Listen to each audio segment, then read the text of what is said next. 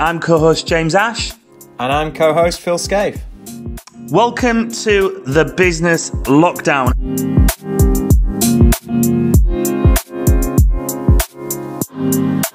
Welcome on today's show on the Business Lockdown. We have Kawan Glover joining us from Washington, DC. Now, Kawan is certainly a man looking to impact the world with his inspiring journey. Generally a good life, but no stranger to adversity. Surviving a stroke and 3 brain surgeries, but that didn't break him. That gave him his purpose, and his first book, which is called Favor, How Stroke, Struggle and Surgery helped him find his life's purpose. Kawan Glover, welcome to today's episode. How are you doing? I'm doing great. In fact, if I was doing any better, there'd be 2 of me. I want to say it's an honor and a pleasure to be here with both of you guys. Thanks, James and Phil, for having me. Hey, Kawan, it's great to have you on the show, mate. And with that intro, there are so many different directions I want to go in and so many things I want to ask you. But I'm going to reverse this. I'm going to start by saying, what question do you think we should ask you? There's a fundamental question that everyone should ask themselves, whether they're in a business, whether they're in a relationship, whether they're developing something for the greater purpose of the world. And it's really simple. What is your why? What is the reason you are motivated and inspired to get up every day? What is the reason you do what you do and say what you say? What is your why for existence? I believe that's the most important question you can ask anyone.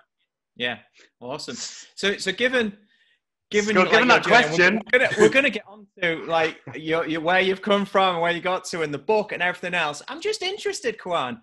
What's your why?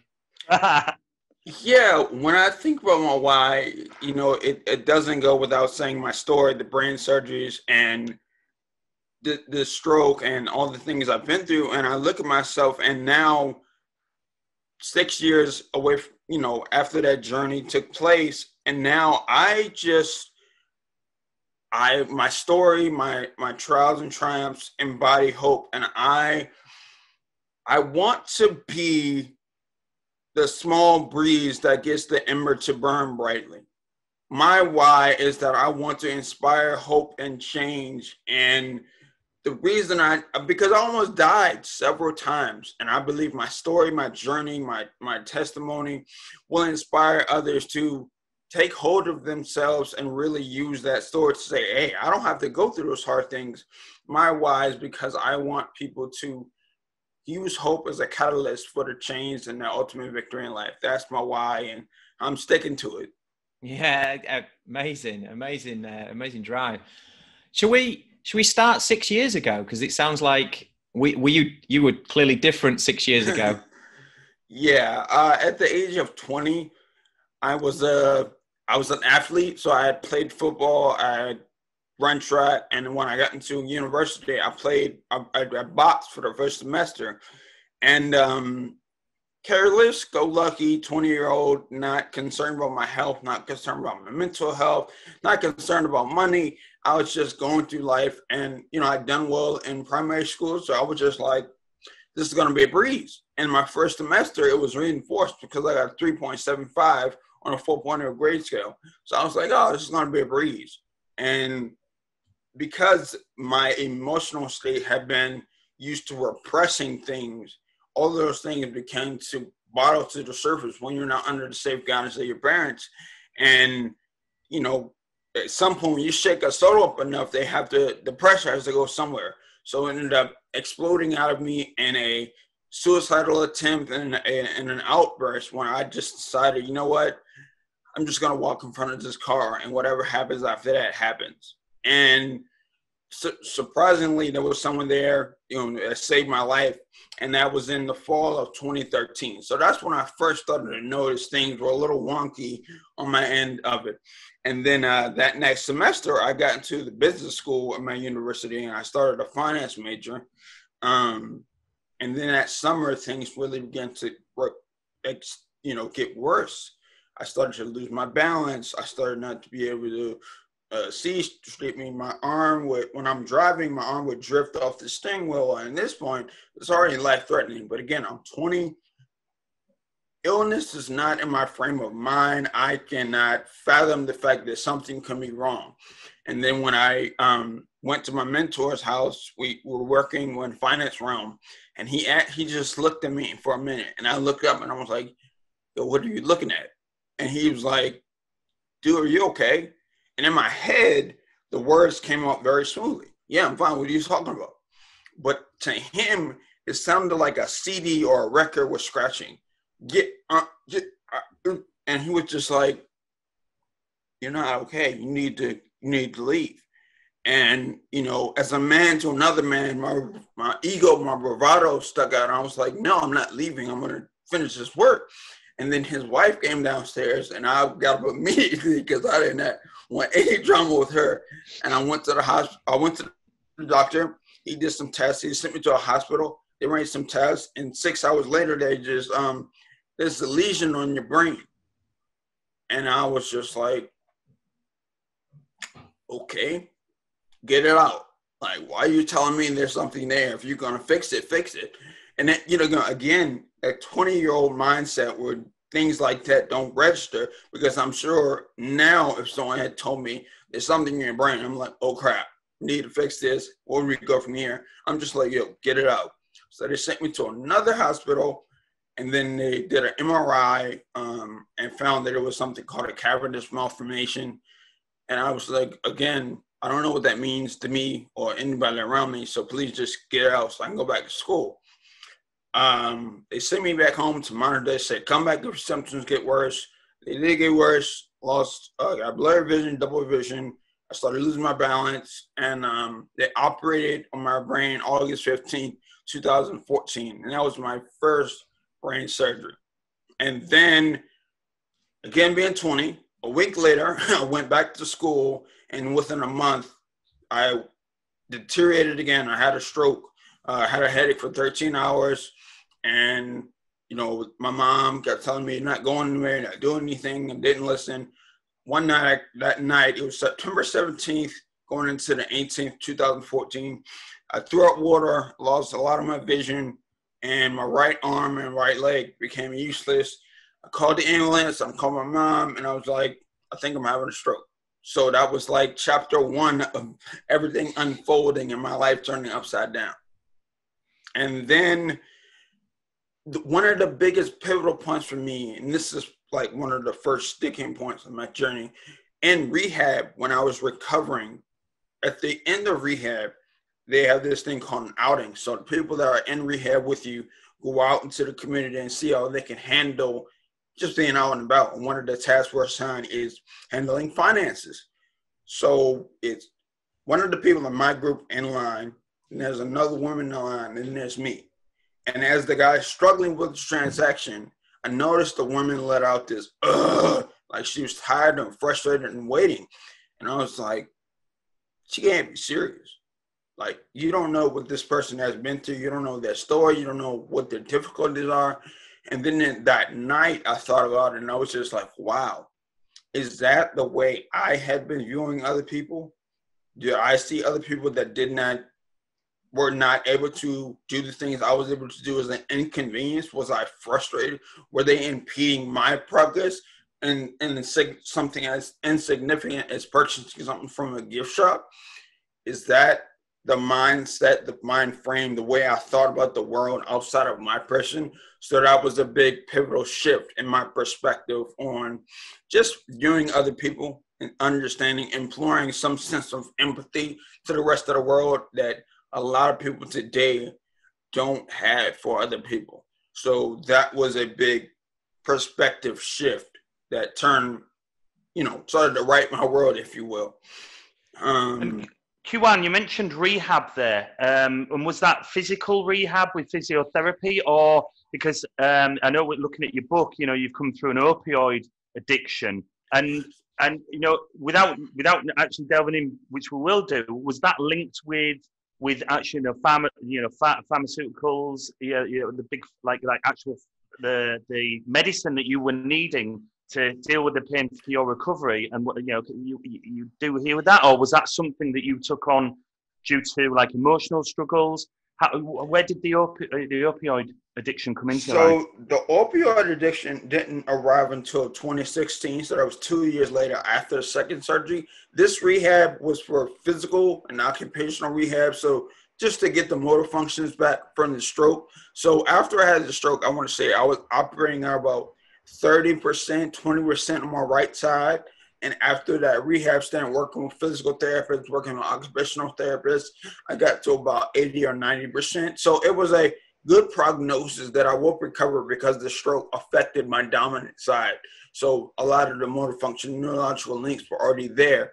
But in the rehab, it was just to regain that functionality so I can get back outside and operate in the real world.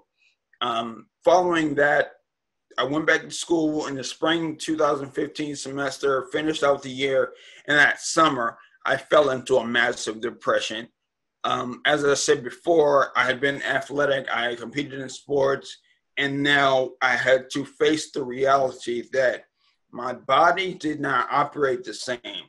And it was like a tornado in my mind because on one end, reality of where I was, and on the other, a thought of where I should be or where I believed I was. And when the cold front and the hot front crash into each other, they create a vortex. And my mental state was unstable because I wasn't able to accept and or process the fact that I was not who I was before. I identified myself as an athlete. I identified with myself being able-bodied, being able to push myself beyond my limits physically. And then I was no longer able to because there was a danger to my health. So that summer, I fell into a massive depression, and I watched the whole series of Sons of Anarchy on Netflix. That's about 7 seasons. And I cried my eyes out, and then I had a strange experience. I don't know if this is angelic or it's just a very strange coincidence. One of my closest friends is like a brother to me. I lived on the 4th floor apartment, and this time he had graduated, so I had no idea he was on campus or even around. And normally I locked my apartment door, but for some reason this time my door was open, and he just stumbled in, and I was just like, "What are you doing here?" I looked up, and I was like, "So this is how it ends?" I'm thinking somebody's robbing me. So I'm like, okay, this is how it ends. This is my tragic ending. And he walked in. He didn't say anything. He just kind of hugged me, and I was on the couch. And he said, "You're going to be all right." And then he got up and left. And the same face you have now is the same face I had. I was just like, what the hell was that? And the next day, the next couple of days, I got an offer for an internship. So things started to turn around and become more of an upswing. And all the while during this, I was getting constantly checked up by my doctor. You know, we'd have MRIs, and he would say the same thing.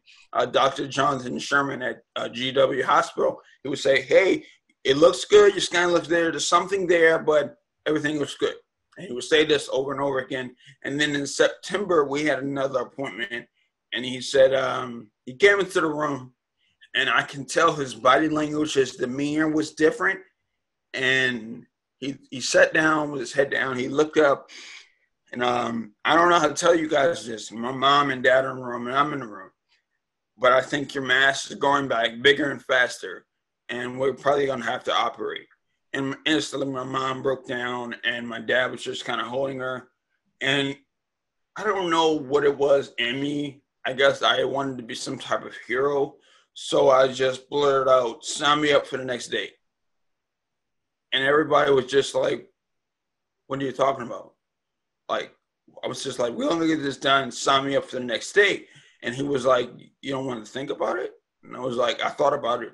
We need to sign up for the next day."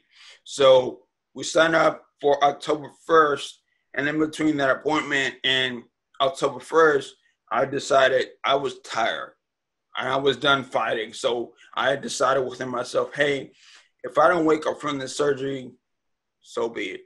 You know, I gave it my all. I had a good life. I'm done. And I had the surgery, and in the surgery, I had another angelic, spiritual, whatever you want to kind of experience. So when I went under, I woke up in like a dreamscape kind of place, like just a white room. And I'm standing there in a hoodie and a jeans, like I can see it right now on my face.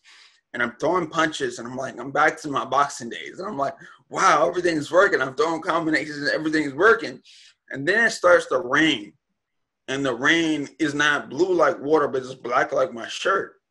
And as I stick my hand out, the rain doesn't touch me. And then I start to float up. And as I'm floating, I'm losing my human visage. And at this point, I'm watching this happen from two different perspectives. I'm watching it from point of view, and I'm just looking up, floating. And then I'm watching it as I'm watching you guys. Like, I'm just watching it all take place. And as I float up to the top of whatever screen or whatever painter's canvas, if you will, there's a hand waiting there. And as I get to the top, just out of frame, the hand pushes me back down and everything goes in reverse. And right before I woke up, the last thing I heard is, "You're not done yet." And then I woke up back in the hospital. I'm like, here we go again. Like, back to reality. And I didn't know how to process it when that happened. But now when I retell that story, I can still see it as vividly as when it happened. James. Well, I mean, that's incredible. You literally like, you'd come to terms with, like, this is going to go one of two ways, and I'm prepared for it now. I'm really ready for that. And then following was that experience, which is just like incredible to hear. And we're gonna get on to, because your business is called Overcoming Adversity, and we spoke before about you consider yourself a victory coach, which I just think is so powerful. I mean, that straight away, I want to know what that is, but being a victory coach is just like determination, inspiration, all of the rest of that. But before I'm kind of going to reverse this, but before we find out more about your company and also about like your role within that, how much would you suggest that working within your business and having a role, having this role kind of keeps you focused and on track and ensure that you're moving forward on a daily, weekly, monthly basis as well? How much does that keep you accountable to yourself? Hearing what you've gone through and the depression and addiction stuff, how much is that at play, do you think? Yeah, with the business, I find myself being I need progression to feel like I'm amounting to something. So when I have a goal and I'm aiming towards creating, when I created the business, when I have goals, when I have clients, it always drives me. And I'm very disciplined by nature. So in order to keep that business going, I have to maintain a routine for myself. And with that, things I need to do, I don't allow myself room for negotiation. So when I get up in the morning, the routine starts. There is no thoughts. There is no questions. Do I feel like it? It's just done. And that is a part of business that people often don't realize. Like, when you're starting something for yourself, there isn't any wiggle room for, I just don't feel like it today, or today's not my day. I'll take this day off. The things, it's like Tony Robbins has this pool outside of his house, and it's like a cold plunge, he calls it. The plunge pool, isn't it? Yeah. The plunge pool, and he never enjoys going into that, ever. That was it, the incredible thing. He hates it every time he goes into that, doesn't he? And that's where I got the philosophy from. Like, there is no room for negotiation. There is no room for, I don't feel like it, because my business not only is a business, it's meant to get other people to the ultimate victory in life. And people need that motivation, that inspiration, that goal-oriented approach with a combination of empathy and vulnerability, which is what makes up a victory coach. And that's what I get from my clients when I ask them, hey, working with me, what did you understand about, yourself, or what did you get from it? And it's like, yeah, you're really like a coach. You inspire me. You get me to achieve my goals. But there's also this other thing you do. And you listen, and I talk about my problems, and I don't feel judged. And then you kind of combine that into an approach that makes me feel like I'm more than a conqueror. And it makes me feel like I can really do everything that I just said. And then I'm like, yes, you can. Now do it. And that's what makes a victory coach, because you can talk and have the mindset of a victor, but until you achieve the victory or help someone achieve the victory, that's when it's really all about. And what would you consider the greatest victory to you from working with your clients, from doing what you do? You know, what if you could have like bullet point 3 main points, and you don't need necessarily what stands out, what victory do you achieve by working with your clients? One of the things, the first aha moment from something I say or something I did is always like, I did it. I broke that barrier, because a lot of times people are resistant to a level of change and they feel uncomfortable. And I ask really purging or really delving deep questions, and they're like, I don't know how to answer that. And then I say something that makes this click to that. And they're like, oh, now I can see the wheels start turning. So that actually might be the best thing about working with other people, just seeing the wheels start to really, really turn, and they start giving better ideas than maybe I suggest. And that's because achieving victory is not done to constantly solving their problems. It's often give them the key to unlock that first barrier. And then they'll start to develop their own keys, and they'll run with the philosophy. So it's really just unlocking that first door and seeing them take victory into their own hands. That's big for me.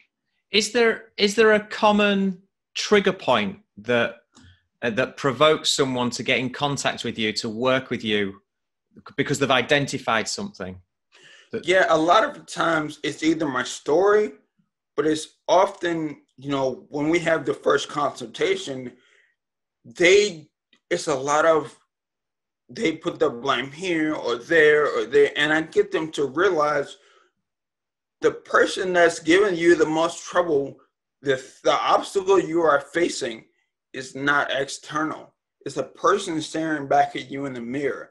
And a lot of people have these self-limiting beliefs, these blocks that they've built up through their lives over time, that they've become calloused and you're just hard and they're stuck in stone and stuck in place.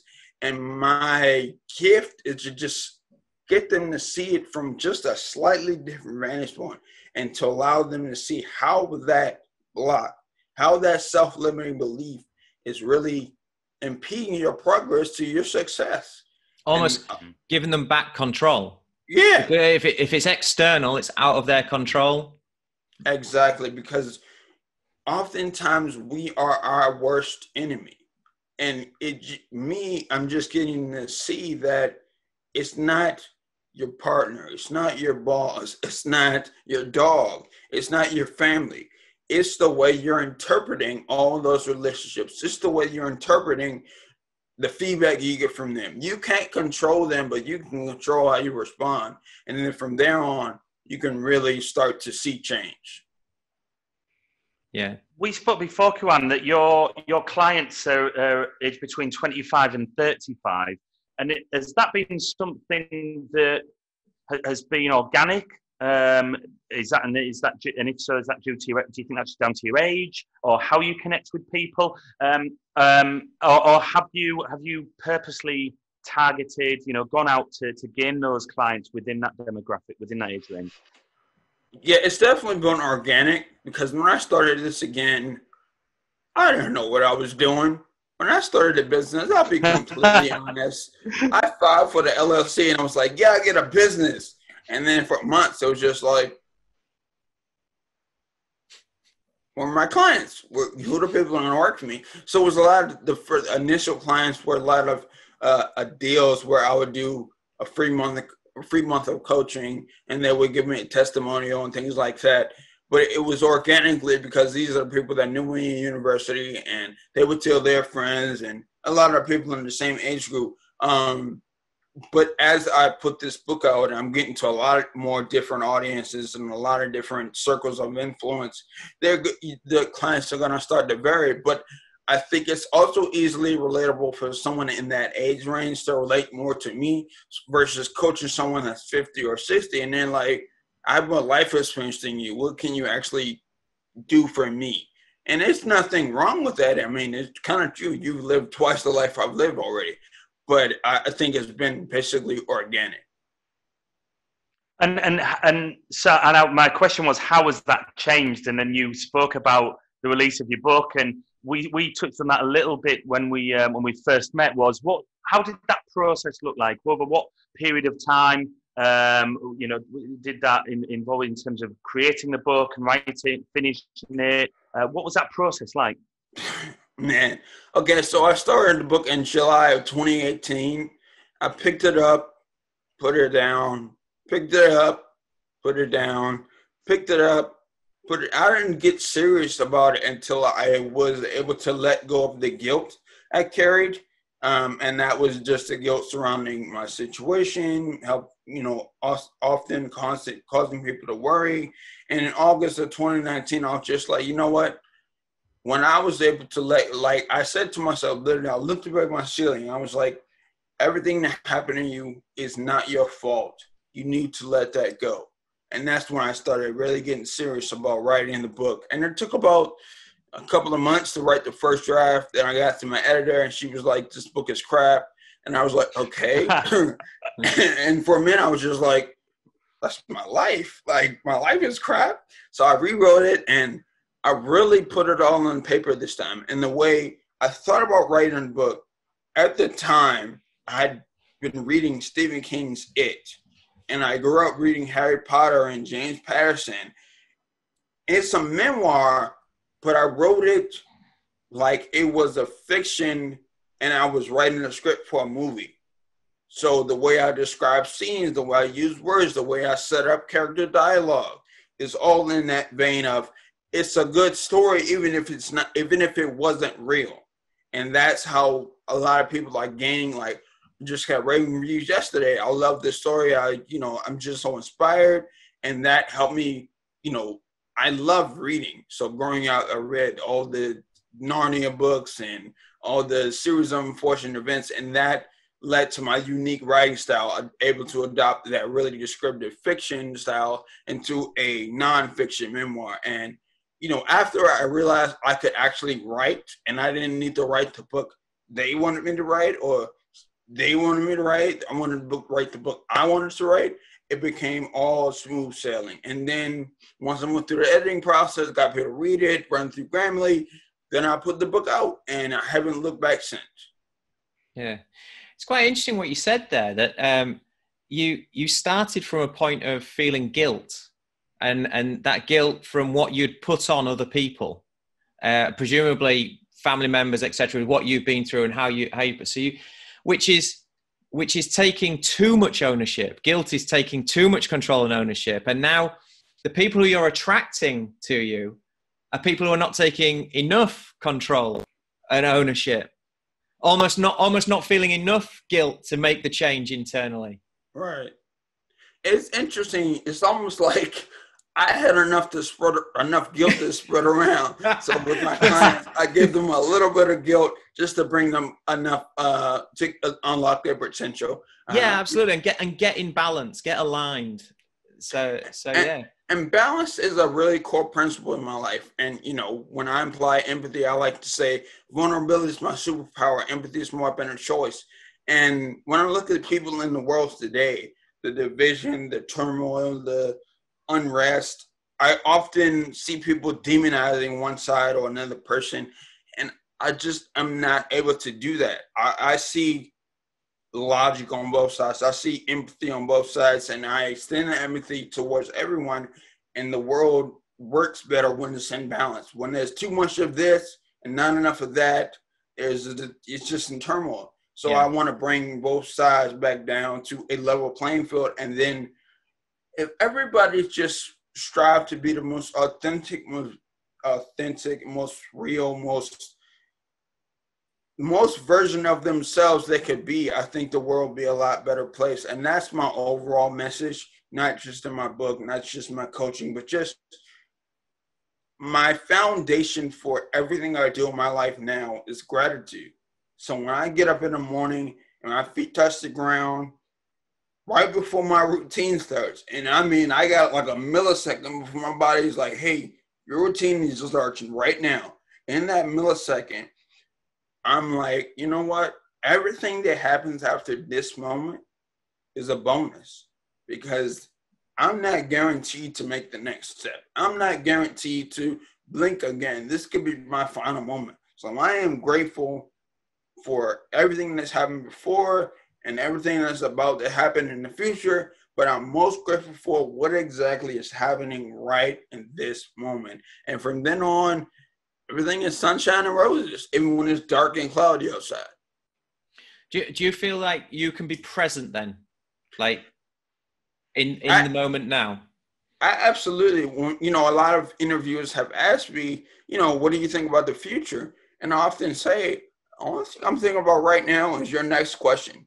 Like this conversation, like right now in this one, James, Phil, that's all I'm thinking about. I'm not thinking about what I have to do later or any other interviews or any other conversations. I don't even, like, now that I'm thinking about it, I'm actually looking around my room, but I've been so tuned into this conversation. Yeah. Rooting yourself in the present moment eliminates the feelings of anxiety, eliminates the pains of depression, and just allows you to root yourself in this moment and really embrace the moment. A lot of people miss what's right in front of it. Like the background you guys have, it's just, I can find energy and inspiration in everything that I do because I'm always looking for hope and inspiration and positivity and everything that I do. And it's always found in the moment that takes place right now. Yeah. So do you have a vision for your business? And you have like a vision where you can see the direction, you can see the journey heading in, but you just live it presently. So the way I look at it is like I'm on a road with a lamp, and the lamp only shines the light on the feet that I can see in front of me. Now there is a sun coming over the horizon that gives me a vague outline of what's to come. But I just keep my head down and 1 foot here. It's like Dora, just keep swimming. And eventually I'll get to that sunshine and the sun will come over the horizon. And, you know, that'll be that when I get there. But in my mind, it's like, I know that sun is there. So I'm just going to keep walking. And at some point I'll look up and I'll be at the top of the mountain like, hey, I'm finally here.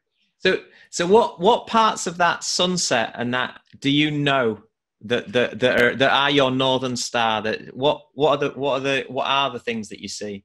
I can definitely see, speaking to, you know, whenever the corona is cleared, speaking to large audiences. Yeah. I can see group coaching sessions more so than one-on-one. I can see 5 to 6, 7 more books. You know, I can hear the titles in my head and figure out the concepts they're going to cover. I can see change that I'm going to create. I can see the impact I'm going to have not only on my sphere of influence, but the countries and nations around the world. I can see those vague outlines of those things to come, but I don't see how I get there. And that's the part that's always, you know, for someone as driven as me, I operate on like, okay, this is what's going to happen next. This is what's going to happen next. But in my core of myself, I know that I adapt to the changes in the moment. And that's part of being present, just rolling with the punches. And that's a boxing skill. You know, they call it the Philly shell defense. You just kind of roll and see what happens next. So if that uncertainty and uncomfortability excites me, it really gets my juices flowing. Like, I don't know what I'm going to, when I leave my room, I haven't left my room yet. When I leave my room, I don't know what's going to be in the hallway, but it could be something amazing. So when I see a new stranger in my neighborhood, I don't know what a conversation might strike up, and that can be a client or a new business deal or just a new friend. There is so many wonders in this world that we don't take advantage of. And I think, it's just so much out there. I'm getting like pumped talking about, just thinking about it. Like, you can feel it. So much opportunity for us to be the greatest version of ourselves. And there is nothing stopping me now. Yeah. Love that. And I've got to ask, so the title of the book, Favor. So where did that come from? Did you know it straight away? Was it a process? Did you brainstorm? Where did the title come from? So after everything in the hospital, I was saddled with a debt of $1.2 million. And I was like, I just had brain surgery and you want me to pay this money? I don't even have the ability to work right now. So I have no plan. I'm going to pay for this. And my grandma, Cynthia, she's the one that came up with the quote. And we call the insurance people every day and just, Mr. Glover, we just talked to you yesterday. Nothing changed. Mr. Glover, we talked to you yesterday. Yeah, I know, but I just thought something may have changed. And every day the conversation, she called people, and she's very spiritual. And she said, you know, that the fact that you've been through this, the fact that you have this testimony is nothing but favor. And then she said, favor ain't fair. It's just favor. And it's like a covering or an anointing or however you want to put it, that you weren't supposed to get, but you got it. And now you're embedded with that favor on a level that you can't even imagine. And favor covers me in everything that I do. Whenever I fail, I know that's going to lead to another success. And I feel very confident saying it. And I'm never worried. I'm never like, oh, I lost a client. Well, guess what? I stopped the business. I'm just like, oh, well, that just means I learned something from that experience. Favor has given me the reason I call the book Favor, because this was my favor to the creator. This is something like when I was a little boy, I'm sure he came to me and was like, hey, I have a favor. Have you ever been asked a favor and then you don't want to do it and the person keeps asking you and asking you and asking you and asking you? This is something I feel like God, the creator, the higher power, whoever you believe in, has been asking me to do my whole life. Hey, you know you're going to I need you to write a book someday. You know I need you to write a book someday. And in order to write that book, you know you're going to have to go through something to put in that book, right? I'm like, yeah, whatever. And then constantly I'm, you know, even when I'm younger, I blew out my knee in football. I pulled my hamstring on track. You know, things have happened to me. I had shingles. All the things that happened to me, something that usually happens to older people, but it was also I can put in this book called Favor. And that is my gift to the world, my first gift to the world. And there are many more to come. And that's my story, and I'm sticking to it. Brilliant. Absolutely love that. Well, Dyson, who's your hero, Kawan? Who's your hero?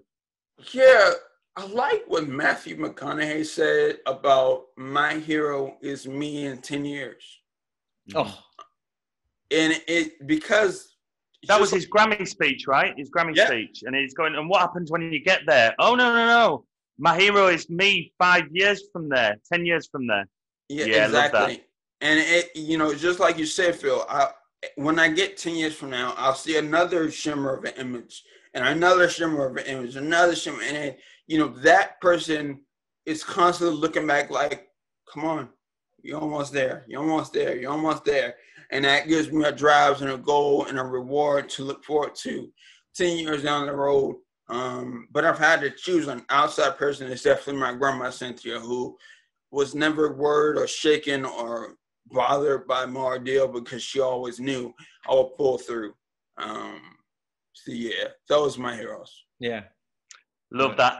And is there, so we've spoke about having a vision and you know what's over there, but you don't quite know how you're going to get to it and you're focused on the now. Is there anything, is a one thing that, I mean, because we're a little bit older than 26. We've been in business a slightly longer, not much longer though, Kawan. But is there any one thing that, you know, that you might want to know that we could drop in as a quick tip or trick to help you on this hugely positive driven path that you've got ahead of you? Yeah, I believe I have a great mindset, an entrepreneurial mindset to solve unique problems, have unique solutions. But I think at my age and my experience in business, I started a business in 2019. I haven't seen enough like real business. I haven't been in a lot of negotiations. I haven't been in a lot of business meetings. Haven't negotiated a lot of partnerships. You know, at my age and experience level, those are the things I have not seen just yet. And again, with this corona, you're kind of doing it by yourself. So as a young business person, how do I set myself up to prepare for when I get bigger, when I scale my business? How does one take it from essentially a solopreneur to building a team and being able to negotiate bigger contracts for corporate deals and things of that nature? Can I go first? Yeah. Come on, James, you go first. So, Kawan, my advice would be, it's never underestimate the power of asking for help. Like, a lot of people do not take advantage of that, make the most of it. There's things of pride that come into play that, I don't want to, if I ask for help, it shows weakness. And there's a lot of power in vulnerability as well as showing yourself as an expert. And my advice would be, being a business owner is if somebody like yourself approached me and just went, hey, look, I've got, this is who I am, this is what I do, but I'm lacking in experience in this area. Can I just come and be a fly on the wall in a meeting of some sort, or get some experience on how you operate your meetings? I won't need to say anything, as long as I can make notes. If there's any areas of confidentiality, just let me know and I can leave the room, or I won't attend those kind of meetings. But I want to be a sponge, and I'd be so grateful. And in return, if I can, hold a talk about my journey and be somewhat of an inspiration to at least one member of your team, then I can offer that in return. And if you reach out for 10 companies and 2 of those come back to you, you've got a 20% hit ratio, then I think you're winning on that. That's 2 companies more than before kind of having that approach and asking for help. Because I think you're massively investable. It's great, you're passionate, and for you to just want that experience, I think would be the feeling of giving back to people. And so that would be, for me, if I was approached by someone like yourself, that would be an easy win for me to be able to do that to you. And the fact that you'd reach out like that is almost a yes, before really needing to know much more. The rest of your story is just a bonus. So that would be my advice. Phil? Yeah, I mean, so just, I think an extrapolation on that, you create positive connections. You leave everyone you meet in a better place than where they were before. And that might just be a smile, or it could be far more in depth. That builds your positive network. And then when the time is right, you exactly like James says, those doors will just present themselves, and they'll be ready. But that said, I think that as long as you're just doing things for the right reasons and making the right choice, going back to Matthew McConaughey and going back to your vision on the horizon, when you do get to that stage, you'll know. Because your barometer and your measure will just be what's the right thing to do in this situation, and that's your compass. You're already using it, and it'll just be another version of that same compass, just making those decisions for you. So I would trust the journey, trust the process. Don't chase it, and let the flow take you there, because it's working and it will work because of who you are and where you've come from. That's a great idea. And do you know what sprung to mind as well, as a visual? I could see you as you can reach out on social media, which is great. That's an amazing thing to do and to connect with people. But do you know what I think I would almost challenge you to do, Kawan, is find out where in Washington is like the main building. Is it a famous building? Is it a well-known business within Washington, a building that has many businesses and entrepreneurs and business owners in that building? And it has, on the bottom floor, for example, it has an open space where maybe cafes are, or all of those people arriving and leaving are. And you sit there or sit outside with a board, and you say, I'm a victory coach, and I'm wanting experience to sit and hear what your team do, or something like that. Yeah. So you have a board and it just says that. Now, worst case scenario is nobody speaks to you, but you get a photograph of it and you put that on your social media and you tag where you were, and you put in your copy where you were, why you were doing it, and reaching out. That will be way more powerful than just doing it beforehand. Beforehand. And the chances are people are going to speak to you, and you're going to have great conversations anyway. So I just think that could be an awesome, cool to go, right, I'm going to go there. I'm not sure if that's outside your comfort zone or whether you'd be legally allowed to do it in a certain building in America. Those are unknown facts at the moment. But something like that, where I've seen some amazing ones online where there's a famous guy and he has a board and he puts certain quotes up and it goes viral. It absolutely goes viral. And if you're there asking for, just as clearly as you can, asking for help or to talk to somebody to spark up conversation, but at least you've got that on social media and reach out following that. I just think that, as an example, would be something cool for you to do. It's an activity exercise. It's something physical, and then the online reach following from that and the buzz, I think would be even more impactful. So yeah, just a visual I imagined. Whether you do, if you do that, Kawan, you've got to let us know, because we would love to share that. We'd love to share something like that. James, the fact that it is outside my comfort zone makes me want to do it more. Yeah, I think that's just a great idea. And I am at the stage of my life now, there is no, I shouldn't do that. I can't do that. There is nothing I can't do. So, that's something I will do. And I will let you guys know when it's done. And, whatever happens after that happens. Yeah, you're lucky, because if it wasn't for the COVID restrictions, I think we'd be putting a time frame on that and holding you accountable. But that's not possible right now. So you're off the hook. I appreciate that idea, though. That's a great idea. Well, Kawan, it's been phenomenal talking with you. I'm feeling more energized from this conversation. Where can people find you? Overcoming Adversity is your business. Where can people find you? Your website, your social hooks? Okay, so yeah, I don't have a website right now. It's coming at some point. You can email me at overcomeadversitytoday@gmail.com. Again, that's overcomeadversitytoday@gmail.com. You can find more about the book, coaching, more about me, whatever. And you can find me on my social links: Facebook, Overcome Adversity with Kawan, Instagram, Kawan Glover, Twitter, Kawan_Glover, LinkedIn, Kawan Glover. Everything is Kawan Glover. You just Google my name and you'll find me. Awesome.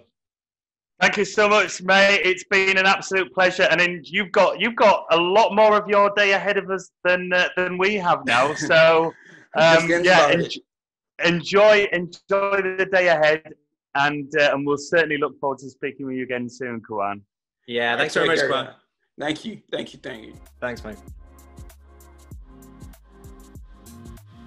Thank you so much for joining us on the Business Lockdown. Please comment, share, and subscribe to help build our global community.